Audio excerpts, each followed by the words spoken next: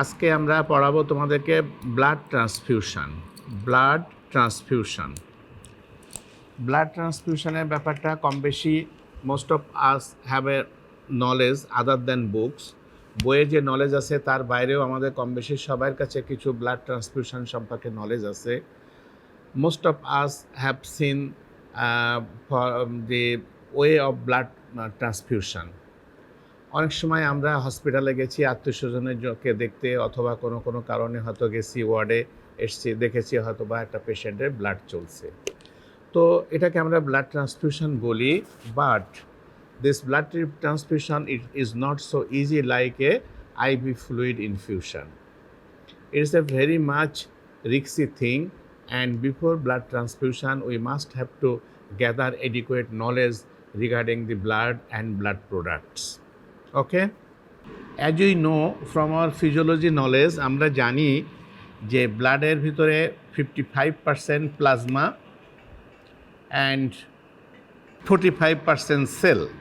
তাহলে ব্লাডের ভিতরে আমরা একটা সেল পাচ্ছি 45% অ্যান্ড এক্সক্লুসিভলি ফ্লুইড পোর্শন পাচ্ছি প্লাজমা, যেটাকে বলি 55%. This plasma is almost clear straw coloured fluid. এই প্লাজমা কিন্তু শুধু নট এ ফ্লুইড, এর ভিতরে মেনি ইম্পর্টেন্ট ম্যাটেরিয়াল ডিজলভ অবস্থায় থাকে। First of all there are some solids inside the plasma which we called plasma proteins. তাহলে inside the plasma there remains the plasma proteins, and out of the plasma proteins we know they are albumin, globulin and fibrinogen. These plasma proteins are formed mainly from the liver, and it regulatory and protective proteins বলা হয় এদেরকে। বডির varieties ফাংশনকে এরা regulate করে, and also they give protection to our body. Now regarding the albumin, it is responsible for exerting osmotic pressure on our capillary wall and also performs important carrier function. তাহলে যে albumin যেটা আছে এর সম্পর্কে আমরা একটু যদি জানি, এটা এই নলেজটা হচ্ছে আমাদের ফিজিওলজি নলেজ, বাট একটু রিক্যাপিচুলেট করে নেওয়া। Albumin is responsible for exerting osmotic pressure on the capillary wall and also performs important carrier function. Carrier function means একটা কোনো কিছু ইম্পর্টেন্ট জিনিস অ্যালবুমিনে বাইন্ড হলো, বাইন্ড হওয়ার পর এটা এক জায়গা থেকে আরেক জায়গায় নিয়ে গেল বডিতে। It is called carrier function. Regarding the globulin is separated into alpha 1, alpha 2, beta and gamma globulins. Most of the gamma globulins are immunoglobulins and act as the carrier proteins for vitamins, hormones and others. Now another protein is fibrinogen. এই ফিব্রিনোজেনটার সম্পর্কে আমাদেরকে খুব বেশি একটা cautious থাকতে হবে। It is the precursor of fibrin which forms the framework for blood clot. ঠিক আছে, এই প্লাজমার ভিতরে এই প্রোটিনের বাইরে আরও কিছু জিনিস থাকে, যেমন কিছু হরমোনস থাকে। হরমোনসের ভিতরে দি হরমোনস আর the chemical messengers from endocrine glands. Antibiotic থাকে which regulates immune reaction and some enzyme থাকে। আর কি থাকছে, ইনঅর্গানিক সাবস্টেন্স কিছু থাকে। সেই ইনঅর্গানিক সাবস্টেন্সের ভিতরে আছে sodium chloride, copper, calcium, magnesium, potassium, lead, bicarbonate, iodine, iron etcetera. এর বাইরে কিছু কিছু অর্গানিক সাবস্টেন্স থাকে, যেমন ইনঅর্গানিক ছিল, অর্গানিকও কিছু থাকে। সেগুলোর ভিতরে আছে waste materials like urea, uric acid, bilirubin, creatinine, ammonia, which are the products of tissue activity to be excreted by the kidney or skin. তাহলে এই যে কিছু ওয়াস্ট ম্যাটেরিয়াল বডিতে যে মেটাবলিজমের সময় তৈরি হয়, এগুলো এই প্লাজমার ভেতরেই থাকে two wash out from the kidney and the skins. এর বাইরেও কিছু নিউট্রিটিভ ম্যাটেরিয়ালসও থাকে, যেমন amino acid, glucose, fats, cholesterol, which are utilised and stored in the tissue. তাহলে এগুলো গেল প্লাজমার ভিতরে এই সমস্ত সলিউডসগুলো থাকে, এবং সেগুলো আমাদের কী কী কাজ করে গ্রস একটা আইডিয়া থাকলো আমাদের। Next to the cells, about 45% is cell, এবং সেলের ভিতরে আমরা আছি তিনটা ধরনের পাই। that is white blood cell, WBC, red blood cell, RBC, and platelets or thrombocytes. White blood cell আমাদের বডিতে ডিফেন্সের জন্য কাজ করে। Red blood cell transport of oxygen and carbon dioxide, that is red blood cell RBC কী করে, oxygen carry করে and carbon dioxide whole বডির থেকে ক্যারি করে লাংস দিয়ে এলিমিনেট করে দেয়। প্লেটলেটস আর থ্রোম্বোসাইটস কী করে, important for normal clotting of blood. Now something regarding the blood transfusion, that is the blood transfusion is defined as the process of receiving blood and blood products into one's circulation intravenously.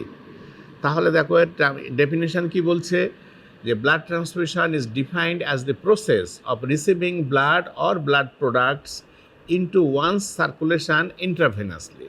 That is, যদি কেউ তার শরীরে ivy রুটে blood আর blood প্রোডাক্টসটা নেয়, গ্রহণ করে, এটাকে আমরা বলি ব্লাড ট্রান্সফিউশন।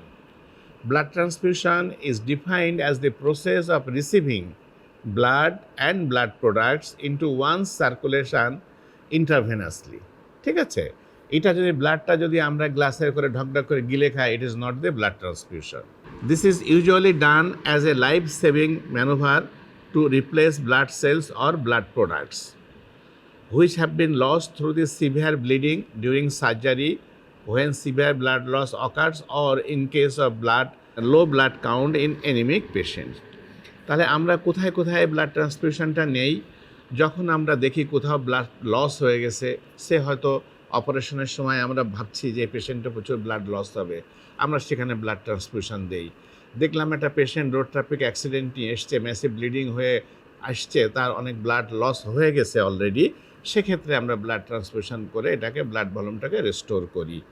আর কখন করি, যখন বুঝি যে একটা পেশেন্টটা খুব এনিমিক হয়ে গেছে, তখন তাকে আমরা ব্লাড ট্রান্সফিউশন করি। তাহলে আমরা ইন 3 অকেশনস আমরা ব্লাড নেই, যখন অলরেডি লস হয়ে এসেছে by means of any accident or injury, or আমরা ডিউরিং অপারেশন যদি মনে করি যে হ্যাঁ এখানে অনেক ব্লিডিং হবে, সেক্ষেত্রে আর আমরা কি করি, এনিমিক পেশেন্ট যারা থাকে তাদেরকে আমরা ব্লাড ট্রান্সফিউশন করি। Blood transfusions usually involve use of 2 sources of blood. One is own, that is autogenous source থেকে আমরা ব্লাড ট্রান্সফিউশন করতে পারি, or someone else, that is allogenic transfusion। অর্থাৎ আমাদের যে ব্লাড বডির থেকে লস হচ্ছে, এটাকেও আবার রিসাইকেল করে ট্রান্সফিউশন করার সুযোগ আছে, সিস্টেম আছে, যেটাকে আমরা বলি অটোলোগাস ট্রান্সফিউশন। আরেকটা হচ্ছে আরেকজনের কাছ থেকে ব্লাড নিয়ে যেটা আমরা ট্রান্সফিউজ করছি, এটাকে বলা হচ্ছে অ্যালোজেনিক ট্রান্সফিউশন। তাহলে transfusion is of 2 types. One is autologous, that is আমার নিজের ব্লাড, আমি নিজের ট্রান্সফিউশন হচ্ছে, অর সামওয়ান এলস, অন্য জায়গা থেকে ব্লাড নিয়ে যেটা আমার শরীরে দেওয়া হচ্ছে, that is allogenic transfusion. Blood ট্রান্সফিউশনের ভিতরে আমরা কি করতে পারি, হোল ব্লাড ট্রান্সফিউশন করি, ব্লাড প্রোডাক্টসকে আমরা ট্রান্সফিউশন করি। ব্লাড প্রোডাক্টসের ভিতরে আছে কি, red blood cell, white blood cell, plasma, clotting factors and platelet. তাহলে আমরা অ্যাজ এ হোল ব্লাড আমরা ট্রান্সফিউশন করতে পারি, আবার কিছু কিছু ব্লাড প্রোডাক্টসকে আমরা ট্রান্সফিউশন করতে পারি। ব্লাড প্রোডাক্টসের ভিতরে আমরা কী কী নেই, WBC নেই, RBC নেই, প্লাজমা নেই, ক্লটিং ফ্যাক্টর নেই এবং প্লেটলেট নেই। তাহলে এইগুলো ব্লাড প্রোডাক্টস যেগুলো আমরা আমাদের বডিতে বিভিন্ন কারণে বিভিন্ন সময় আমরা ট্রান্সফিউশন করে থাকি। Blood, before transfusion, blood is collected from the donor who have been previously screened to exclude any blood or blood products that may have the potential to harm the patient. তাহলে আমরা একটা কথা সবসময় বলি, blood ট্রান্সফিউশনের আগে আমরা grouping and cross matching, এই টার্মটা খুব common. When you will advise a patient for blood transfusion, you must have to give a written order যে transfuse blood after grouping and cross matching, after grouping and cross matching. What does it mean? Grouping means আমার সাথে যে পেশেন্টকে যার কাছ থেকে আমি blood receive করব, সেক্ষেত্রেও আমার গ্রুপের একটা মিল থাকতে হবে, first thing. And thereafter we need a cross matching, that is এখানে আরও অনেকগুলো স্ক্রিনিং টেস্ট করা হয় যাতে করে কোনো ধরনের ট্রান্সফিউশন রিয়াকশান আমাদের বডিতে না আসতে পারে। সো সেই জন্য আমরা বলছি blood is collected from donor who have been previously screened to exclude any blood or blood products that may have the potential to harm the patient. Okay, each unit of blood is tested for evidence. এখানে গেল প্রথমে আমাদের এখানে ব্লাডের কিছু grouping and cross matching হলো। এর পাশাপাশি we need some screening test separately for some communicable diseases. আমাদের কিছু কমিউনিকেবল ডিজিজ আছে, যে ডিজিজগুলো যদি আমি ডোনার হয়ে থাকি, আমার যদি সেই শরীরে সেই ডিজিজগুলো থেকে থাকে, এই ডিজিজগুলো আমি ব্লাড ডোনেট করলে যে রিসিভ করলো তার ভিতরে এই ব্লাড ডিজিজগুলো অবভিয়াসলি পাস করবে। সো আমার ব্লাডের ভিতরে, দ্যাট ইজ আমি যদি ডোনার হয়ে থাকি, এই ডোনারের ব্লাডে ওই ডিজিজগুলো আছে কিনা সেটা স্ক্রিন করতে হবে। কমন ডিজিজ হচ্ছে hepatitis B and hepatitis C, তারপরে human immunodeficiency virus 1 and 2 and syphilis. এই কয়েকটা কমন ডিজিজ, যে কটা ডিজিজ আমরা ব্লাড থেকে আরেকজনের ব্লাডে ইজিলি ট্রান্সমিট হতে পারে। আমার শরীরে অনেক অসুখ থাকতে পারে, বাট সব অসুখটার কিন্তু ব্লাডের সাথে আরেক জায়গায় গেলেই সেখানে এই রোগগুলো হবে না। But hepatitis B and C and HIV virus 1 and 2 and syphilis, এটা যদি আমার ব্লাডে থেকে থাকে, donate blood to another person, obviously he will be affected by this type of diseases. So before receiving blood, must we have to screen for this type of diseases, communicable diseases. আরও কিছু important thing আছে, সেটা হলো the ABO and Rhesus D blood group is determined as well as presence of irregular red blood cell antibodies আছে কিনা। তাহলে আমাদেরকে grouping যেটা ABO typing and Rhesus D টাইপিংয়ের যে গ্রুপটা আছে, এই গ্রুপিংটা তো আমরা কমনলি করব, পাশাপাশি আমাদের ডোনারের আরবিসির ভিতরে কোনো ইররেগুলার সেল আছে কিনা সেটাও আমাদের দেখা প্রয়োজন। The blood is then processed into sub components, অর্থাৎ এইবার যখন সব কিছু দেখলাম যে না, আমার ভিতরে কোনো ট্রান্সফিউশন রিয়াকশান হওয়ার কোনো চান্স নেই ডোনারের ব্লাড থেকে রিসিপেন্টের মধ্যে, আমি স্ক্রিন করে দেখলাম যে ডোনার থেকে রিসিপেন্টের ভিতরে কোনো কমিউনিকেবল ডিজিজ ট্রান্সমিট হওয়ার কোনো সুযোগ নাই, আমি দেখলাম ডোনারের ব্লাডের থেকে কোনো ইররেগুলার আরবিসি নাই যেগুলো একটা অ্যান্টিবডি হিসাবে কাজ করতে পারে, দেন আমরা তখন ব্লাডটাকে কালেক্ট করলাম ব্যাগের ভিতরে এবং এটাকে আমরা তখন প্রিজার্ভ করে রাখলাম। হ্যার is the picture of the collected blood, এবং এখানে দেখো বড় করে বি লেখা আছে, অর্থাৎ এই যে ব্লাডটা কালেক্ট করা হয়েছে ব্যাগে, এই পেশেন্টের ব্লাড গ্রুপটা হচ্ছে বি। এখন কথা হচ্ছে, যে কোনো ব্যাগের ভিতরে কি আমরা ব্লাডটা কালেক্ট করলেই হবে? আমরা যদি এখন পলিথিনের ব্যাগের ভিতরে কি একটা গ্লাসের ভিতরে কি একটা কাপের ভিতরে ব্লাড কালেকশন করলাম, ওখান থেকে আবার ঢুকিয়ে দিলাম, is it possible? Never. Yes, correct. কেন পসিবল না? Sorry,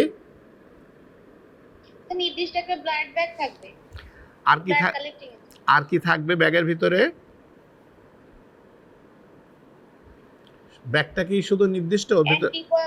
yes, very correct. This bag should be content anticoagulant. তাহলে কি আসছে? The whole blood is unseparated blood containing anticoagulants, that is the preservant solutions. 1 unit of whole blood contains 450 ml of donor blood. আমরা যে ব্যাগটা দেখলাম, ওই ব্যাগটা আমরা বলি যে 1 unit of blood, এর ভিতরে কি আছে? 450 ml of donor blood, 50 ml of anticoagulants, যেটাকে প্রিজারভেটিভ সলিউশন হিসাবে ইউজ হবে। আচ্ছা, হেমোগ্লোবিন কেমন থাকে? অ্যাপ্রক্সিমেটলি 12 গ্রাম পার ml, আর হেমাটোক্রিট থাকে 35 to 45। যদি আমরা একটা ফ্রেশ ডোনারকে খুঁজে পাই এবং তার যে যদি ফ্রেশ ডোনার হয়ে থাকে, তাহলে অবভিয়াসলি তার হেমোগ্লোবিন লেভেল থাকতে হবে 12 গ্রাম পার ml এর উপরে, আর হেমাটোক্রিট ভ্যালু থাকতে হবে 35 to 45%। অ্যান্ড এই যে ব্লাডটা যখন আমরা ব্যাগে প্রিজার্ভ করছি, এই প্রিজার্ভ ব্লাডে কিন্তু কোনো ফাংশনাল প্লেটলেট থাকছে না। কেন থাকছে না? প্লেটলেটলা খুব শর্ট লাইফ ওদের, এটা যখনই ব্যাগে কালেকশন করা হচ্ছে দে বিকাম ডেড। সো এই ব্যাগে কালেক্টেড ব্লাডে কিন্তু কোনো ফাংশনাল প্লেটলেট আমরা পাচ্ছি না। ওকে, এখানে আরেকটা ইম্পর্টেন্ট জিনিস আছে, দেখো, since this blood is not sterilised, so it is capable of transmitting any agent present in the cells or plasma which has not been detected by the routine screening test. এখানে একটা মনে রাখতে হবে যে আমরা এই ব্যাগে কালেকশন করে এটাকে কিন্তু আমরা অটোক্লেভ করছি না, দ্যাট ইজ স্টেলাইজ করছি না। আমরা সার্জিক্যাল ইকুইপমেন্টস যেমন স্টেলাইজ করে নেই, ব্লাডটা যখন ব্যাগে ভরা হচ্ছে ইট ইজ নট স্টেলাইজড। সো এই ব্লাডে যা কিছু আছে, যদি কোনো হার্মফুল আদার্স কিছু স্ক্রিনিং টেস্টে বাদ দেওয়ার বাইরেও যদি কিছু হার্মফুল জিনিস থেকে থাকে, তাহলে সেগুলো কিন্তু ওইভাবেই ডোনারের রিসিপেন্টের বডিতে চলে যাচ্ছে। যেমন ধরো আমি এখন ডোনার, আমি এখন কোনো ইনফেক্টিভ ফোকাসে আছে, আমার ব্লাডে হচ্ছে ব্লাড কালচার করে যদি দেখা যায় যে না আমার ভিতরে এখন কোনো জীবাণু বাসা বেঁধেছে আমার ব্লাডে, তো এই অবস্থায় যদি আমি ব্লাডটা ট্রান্সফিউজ করি, মানে ডোনেট করি, তাহলে রিসিপেন্ট পার্সনের ভিতরেও কিন্তু আমার ব্লাড বর্ন যে ইনফেকশান চলছিল সেটা কিন্তু ট্রান্সমিট হয়ে যাবে। সো ডোনার চুজ করার আগে কতগুলো জিনিস আমাদেরকে অ্যালার্ট থাকতে হবে এবং কশাস থাকতে হবে। যে কারণের জন্য আমরা অলওয়েজ সাজেস্ট করি যে আপনি আপনার চেনা জানা মানুষের কাছ থেকে রক্ত নেবেন, প্রিফারেবলি আপনার আপন আত্মীয়স্বজনের কাছ থেকে রক্ত নেবেন। কেন আমরা চেনা জানার কথা বলি? চেনা জানার কথা বলি এই কারণের জন্য যে একটা মানুষকে আমি জানছি যে না ওই মানুষটি এখন হেলদি আছে, এই মানুষটি এখন তেমন কোনো ডিজিজে সাফার করছে না, এই কারণের জন্য। ওকে।